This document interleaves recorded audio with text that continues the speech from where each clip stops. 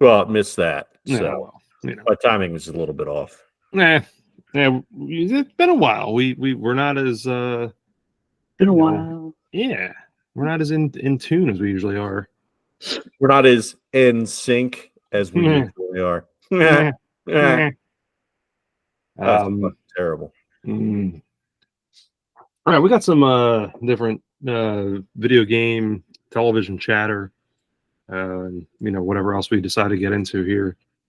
I don't know, Bob, you want to kind of kick us off on the topic here? Yeah. So I guess the first thing we'll talk about is we'll talk about the non-video game first because I want to. Can you guys hear that?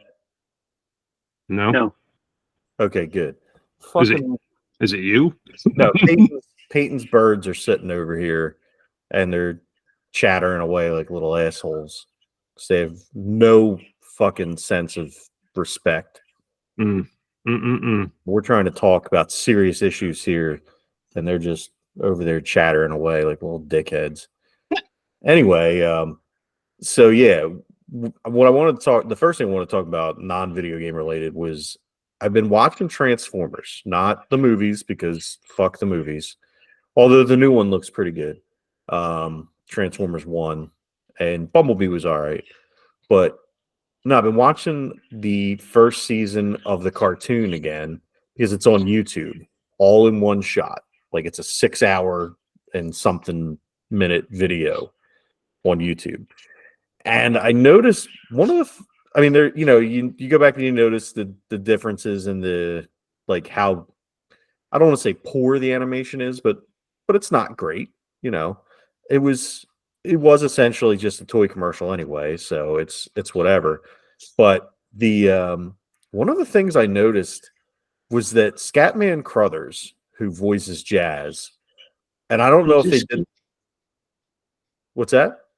So he's a scat man. Different. Wait, was it the same scat? No, that was a different Scatman. A different song, yeah. Yeah, different. But number one super guy. No, that's Hong Kong Phooey. Yeah, that's Scatman Crothers was. Oh, was it too? Okay, all right. But so I don't know if they did this on purpose in Homestar Runner or not, but Bubs sounds just like Jazz from the Transformers. It's very possible. You know that all they did was pull inspiration from different things. I mean, Strong Bad himself was inspired off of tag team wrestling, so yeah. But I was just like, man, why does Jazz, like, obviously Jazz sounds like Jazz, but he reminds me of something else. And then I realized it was Bubs from Homestar. I'm like, oh, well, that's certainly something. Yeah. And it's funny you say that. I've been getting a healthy dose of Homestar again because Katie's really gotten into it over the last several months. She's playing all the games from like 2010. And then she's been doing a lot of paintings. And then, actually ordered herself a couple things of merch. I found my old shirts and gave them to her. Like just really into it. And so I've been listening to a lot of the stuff again, not so much watching it again, but you're probably dead on with that because, like I said, a lot of the stuff, that's all it did was draw inspiration from other things. So who's to say? Yeah. I mean, I want to figure out which Transformer is supposed to be Strong Bad or Strong Sad. I don't know. Maybe it's Richie. Richie, are you Strong Sad? I am Strong Sad, yes. That was the inspiration. It was Rich. Help with that now, though. Yeah. So yeah, and so if you want to, you can go on YouTube and watch the entirety of season 1 in one long ass video for free, no commercials. If you have YouTube Premium, of course. Yeah, I don't know. Gosh, I haven't seen those cartoons, and it's been such a long time. I'm sure I don't know that I could make it through all that. Well, what's funny too is like, certain lines they'll hit, and I'll be like, why do I remember that line? Like, you know how we like the little stupid shit from like Nintendo games, like Legend of Zelda. I know where all the dungeons are, right? Mhm. Know where the warp zones are in Super Mario Brothers. You know where all this little minutia about the games, and it just sticks in your head, and it will never leave. And like some of the music sticks in your head and will never leave. Some of these lines have been stuck in my head. I'm like, I have no idea where they came from, and then I'm watching. I'm like, oh, okay, this was such like successful brainwashing material that these lines stuck in my head for 43 years. Well, not 43, because it was what, 84, 85 when that came out. So 38, 39 years. Well, as you said, big long commercial. But real quick on the Transformers thing, and I may have mentioned this on a previous episode, but I got to do the Transformers ride at Universal Studios Hollywood, which was really, really, really cool. It was cool because it was like old school. To me, it was like a nice blend of the new school and old school rides because they had all the cool like CGI effects in your face, but they also had like heat from fire and a little bit of water spritz, that sort of thing. So they kind of brought it all together. It was just a really cool experience. Really hard to describe. It was quick, paced, but you did kind of feel like you're immersed in like the newer movies. Really, really neat stuff. I thoroughly enjoyed it, and I really hadn't had much in the way of an allegiance to the Transformers line since I was really a kid. So I mean, it was kind of cool to kind of hop back in and be like, "Ooh, this is awesome," and Nice. really thoroughly enjoyed it. Nice. All right. Yeah, So, I never liked the cartoon even as a kid. really? And then and the movie sucked. I do maybe because I never watched the cartoon, never liked the cartoon. I like the Transformers the movie cartoon, and I'll watch that every so often, where they kill Optimus Prime. Oh, dude, fuck you. No, it is. It's a good movie. dark and I mean, it looks beautiful. They have it in 4K now, and the 4K cut's really really nice. Yeah, And I like the toy. It was always cool. I can't get over.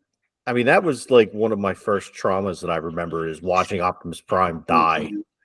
Like 15 minutes into this movie that I couldn't wait to go see, and then I'm bawling my eyes out because Robot Jesus just died on the screen in front of me. But no, I do own it on. I believe I own it on 4K. I got it in a steelbook. I have it on VHS. I had it on VHS, and I threw it out because I didn't know that we were going to be able to grade VHS tapes. Actually, I say I have it. It's probably still at my dad's, but yeah, no. Having the old school, like, it means they're the original case, and it's probably in darn good shape, too. Yeah, I got mine later, like in the 90s, so it's this black clamshell case. It was like a 25th anniversary edition or something like that, or 20th anniversary. But no, I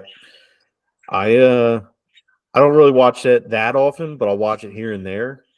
But the new one looks really good, I think. Transformers 1. The one with the the one with the robot animals wasn't horrible. It was worth a watch. I don't know. I could never get past them being animals. Oh, And then it went way off the rails after that. Like they started turning it into trans metals and. Oh like, no, I mean the like, movie, the last movie they did. Oh yeah. Okay. Yeah. The last movie. Yeah, no, I thought you were talking about the cartoon. No. The cartoon No, was the like, series looked like a bad. Well, at the time it looked good, but now we had like a bad cutscene in a video game. yeah, The early CG just never. It doesn't age well. no, and it went off in this weird direction where they became like they called it trans metal, and what it was is it was like part robot, part animal, and part vehicle. So it was like Optimus Prime didn't have legs. You can He just you can talk about Trans Mountain now because you left Florida. I knew that was coming. Yeah, he was queuing that one up for you. Yeah. Yep.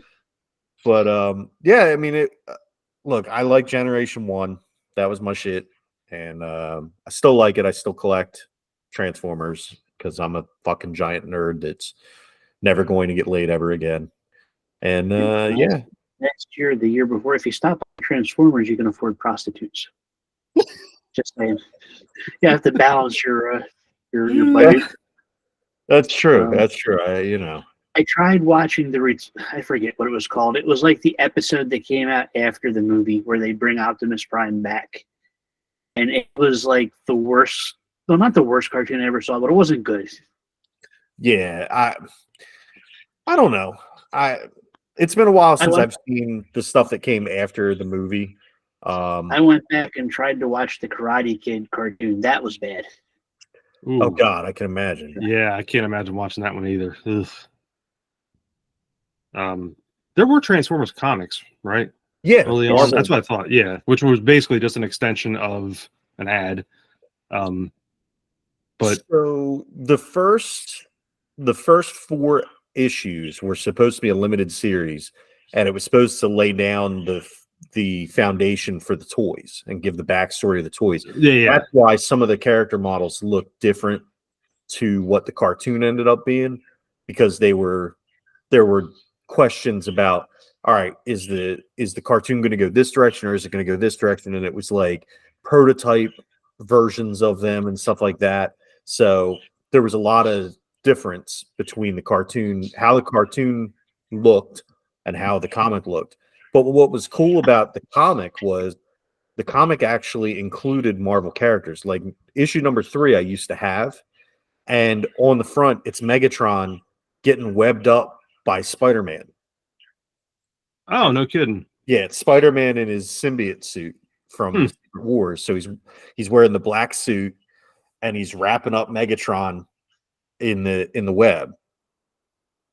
So that was kind of cool. And then they ended up, it did so well, the series did so well that they ended up extending it, making it a normal series, and it went past the initial 4-issue run. That I was going to say, because in my original that's one thing I still have a lot of, but pre-collecting, like I really started collecting like early 90s, but when I was little, I would have occasionally get one, and I saved all of them. Now I remember having like an issue or two, I guess, from the 80s, and I don't know, where they're at, condition or anything. But it just reminded me of like, yeah, I remember kind of that, but I also kind of remember it being just another giant ad. Yeah. Too, well, so. The funny thing is the UK, Marvel UK had their own stories and books and whatever that were going on over there. Theirs was completely different from the US book, and introduced different characters, killed off different characters, made different characters main characters and stuff like that. So there's a lot of media for the Transformers from the 80s that conflicts with each other, and it's a lot of fun stuff if you dig into it, if you're a fan and you dig into it. There's they just released issue 12 of the new series from Image that they're building into a whole Transformers G.I. Joe universe thing, and it's actually really good. Isn't that the one? That's the series where Starscream just like flicks the pilot, right, and kills him. Yes. Yeah, it's violent. And he goes, then by contrast, Optimus Prime accidentally steps on a deer and has an existential crisis. Yep. But Optimus Prime also at some point rips off Megatron's arm with the cannon and has that on his arm now. That's awesome. Oh, that's pretty cool. That's really cool. Yeah, I like that. Go Optimus. He's good. And all the G.I. Joe stuff's good too. But yeah, I just thought about that because I just read the last issue a little while ago. Yeah, well, I mean, they're going to be. That's what the end of Beast War, or the end of the, what was the Rise of the Beasts? That was the last Transformers movie. They were leaning into that. They had G.I. Joe as an agency in that movie, and they're leading towards a Transformers and G.I. Joe crossover movie. The humans always suck in these Transformers movies, though. Yeah. This one, they were almost bearable. Yeah. No Shia LaBeouf. I'm glad they got rid of him a while ago. Yeah, thank God. Thank God. No Shia LaBeouf. No more Shia LaBeouf. LaBeouf. LaBeouf. But there is another crossover in town that we need to speak about because there's a big long text thread going on while I was watching Ghostbusters Frozen Kingdom. But you guys were having some fun talking about the new abomination in town. What is it called? Before we even start that, let's imagine playing. Trying to think if there was a Intellivision He-Man game that was okay. I mean, it was the Intellivision, so it wasn't great. And then there was like a Game Boy Advance He-Man brawler, which wasn't terrible, but again, wasn't great. Now we have a modern day Masters of the Universe game where the Masters of the universe looks amazing, but you're stuck playing Funko Pop versions of the He-Man universe. That's what the fuck? And then it gets even better because you have the Funko Universe is the game, like you were getting ready to say. It's basically looks like to me is I guess a decade ago because I was still living in an apartment. Lego had this back when everybody had a Toys to Life game.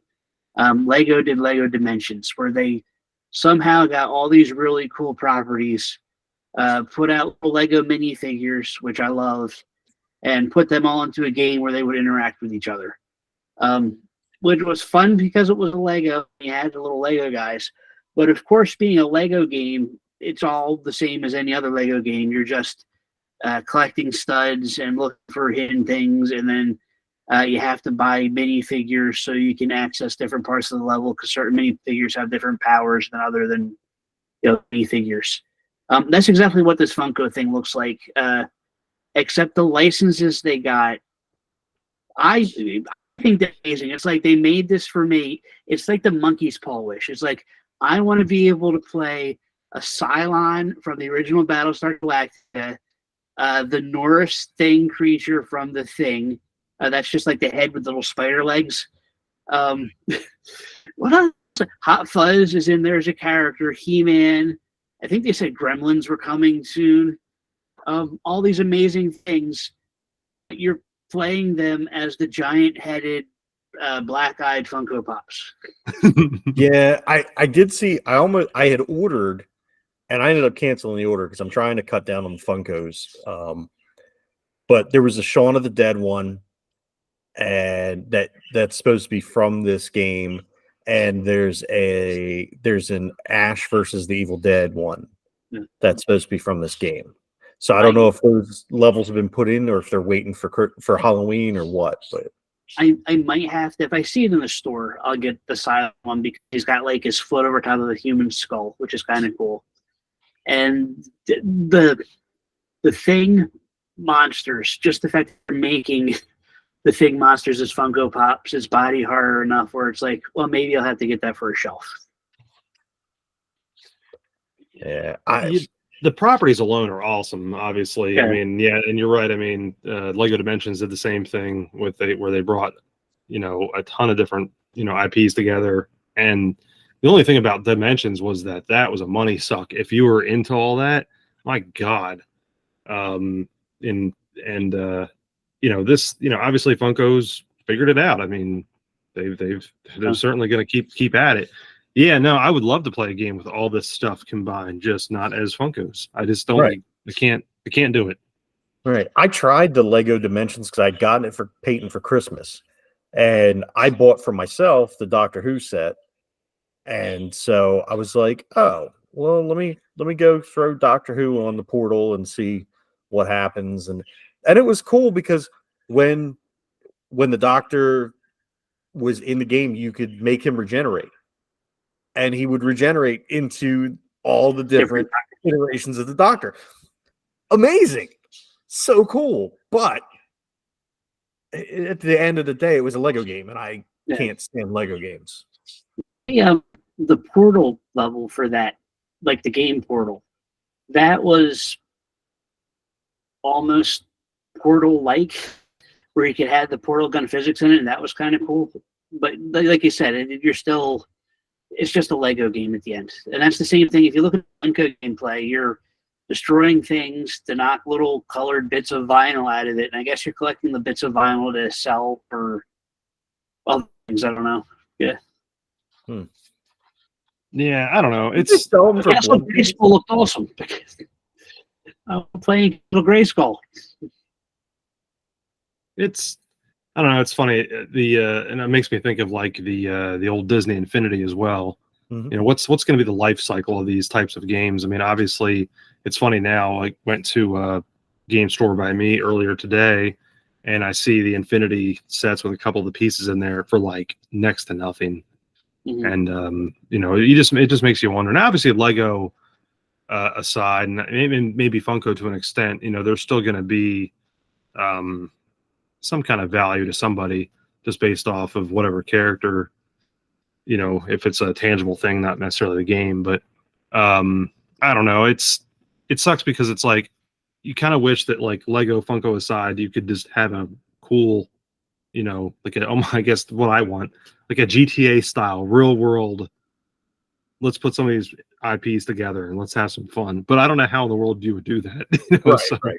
Nobody's willing to do that with their IP because they don't want to see, you know, if it's cutesy Funko Pop, then it's like, oh yeah, it's Funko. Right. And the same with Legos. You can get away with whatever. You can get away with a lot. But I forget who was it, Capcom that made it? There was that Project X Zone game. Yeah, it was Capcom. Yeah, that was like all of their IP in a strategic RPG, and that was pretty cool. Yeah, that one tactical RPG, something like that. Yeah, tactical RPG. Mortal Kombat's gotten away with it to some extent. Yeah. You know, but again, you're talking about characters that are meant for more of an adult audience anyway. It's not like you have SpongeBob showing up in a Mortal Kombat game. Right. You know, I guess the best one that's done it really has been Smash Brothers. Well, they have that. I haven't played it, but that the DC, Warner Universe one. What the hell is it called?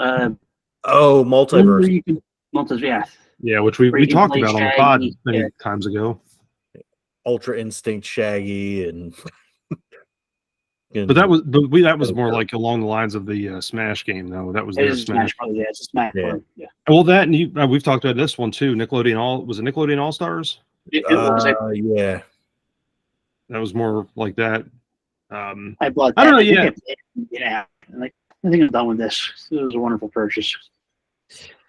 Then they added voice when they first came out. They didn't have any voices, and it kind of it made it really hard. This is better, but yeah.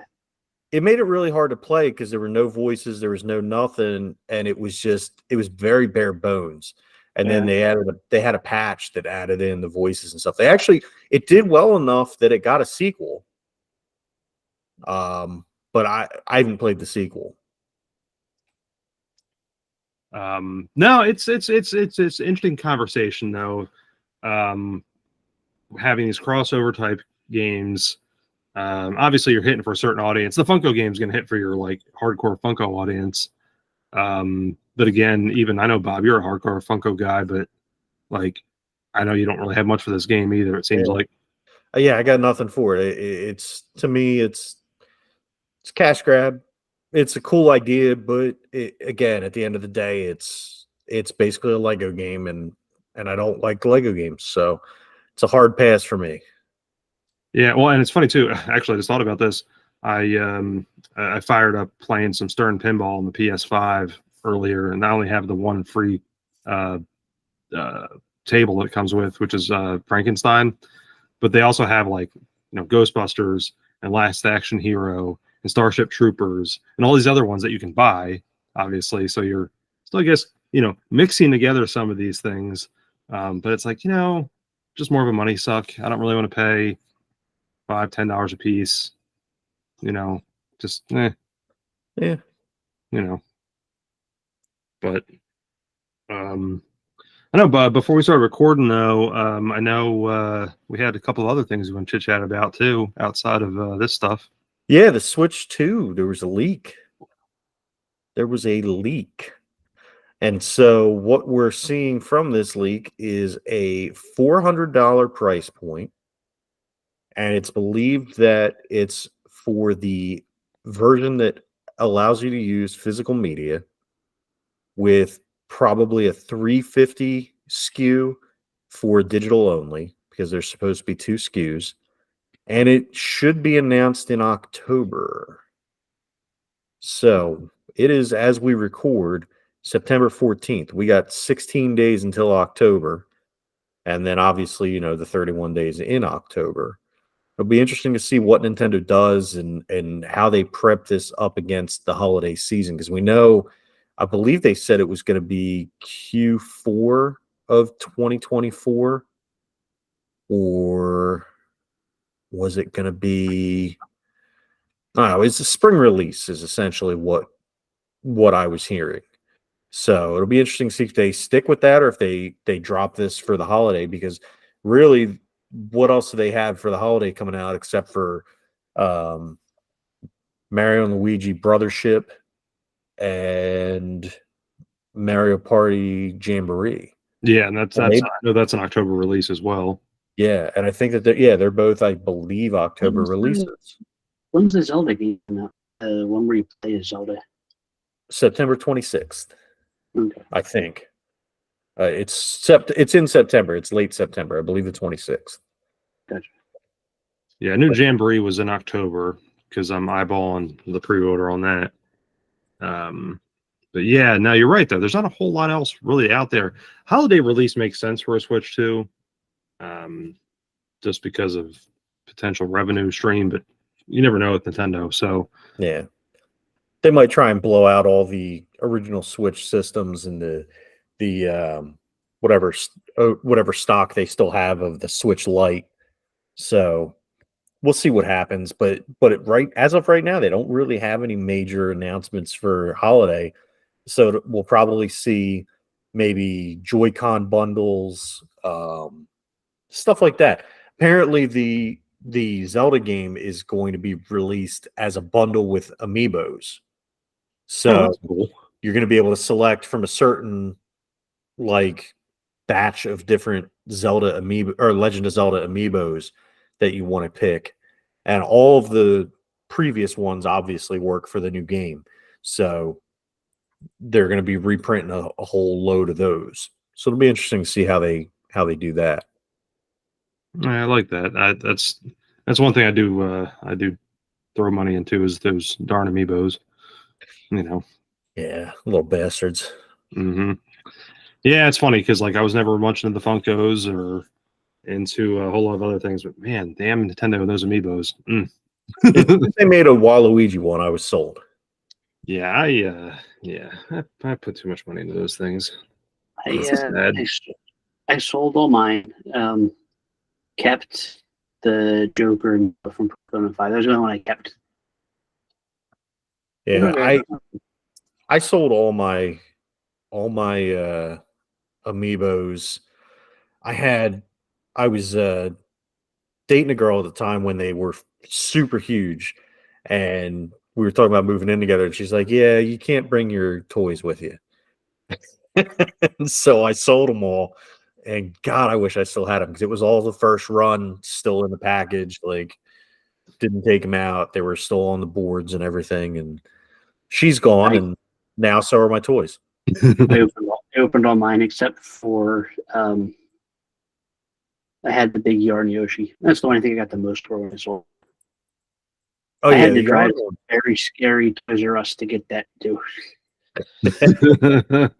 Yeah, the yarn ones were worth a lot. Peyton had the yarn Poochie, not that one. He had the yarn Poochie though, and it was, I want to say when he got rid of his, it was like $100 something. He got like $100 from the game store for it when he traded it in. So all the ones we have are all open except for the Loot Goblin from Diablo. I kept that one in. Which, incidentally, is probably the least the least expensive one you have. Yeah, I'm going because I Hard mean work. I have a lot of all the Breath of the Wild ones, which I should have kept in box. That damn Guardian one's worth a ton, but oh well, Eh. it Dude, happens. you know what? They're toys. I had the Big Detective Pikachu too, and I kind of wish I kept that one because it was cool. Yeah, that one was cool, but you know, it is what it is, I guess. We all have those regrets of toys and games we got rid of. Don't make me bring up fucking Cubivore again, you dickheads. I may have kept the 8-bit Marios too. I don't remember. They'd be in a box somewhere if I did. I did. I liked the 8-bit ones. That was cool. Yeah, they were cool. The actually no, it's funny. Tommy actually took out one of his Mario Lego sets the other day, and I forgot how cool those things are. They're neat. They're neat little things. That's the only other thing that with Legos, like I really want to get the Optimus Prime Lego set. I really want to get the NES Lego set, and they did Captain America's Shield, and I would love to get them, but they're just so damn expensive. Like, Yeah. and as they go out of print, they get even more expensive. There's a Bumblebee one too, Yeah, I don't really need Bumblebee. and Voltron, and I do want they the just Voltron one. they Yeah, put out a Jaws set too, where it's the boat from Jaws. Oh, that's Quinn's- yeah, and you're right about especially when they go out of print, because that was one thing. Because my son is big into Legos, but some of the stuff he likes is really obscure. So like last year before Christmas hit, he was looking for a part. That's it, and it was a motor that attached to a speedboat. So I found the set that it came in, and it came in one of two sets. One, which I have no idea, it was like must have been like an overseas thing because I couldn't find it. Another was it was a speedboat. So it was either okay, pay $20 for this one part, or try to find this speedboat, which I did, and it was probably originally like a $25 or $30 thing 20 years ago, and not anymore. oh Lord. Yeah, yeah, yeah. I'm almost ashamed to even say what I gave for that whole thing. But it was ridiculous because it was just a regular Lego set. It was not like tied to anything. It wasn't like a Star Wars thing or whatever. It was just a Lego set from like 2005 that just happened to be complete with this one part that he wanted. And it was like, what am I doing? Like, The things you do for the kids, man. yeah. So, anyhow, well, you guys have anything else you want to dive into? Fuck Dallas.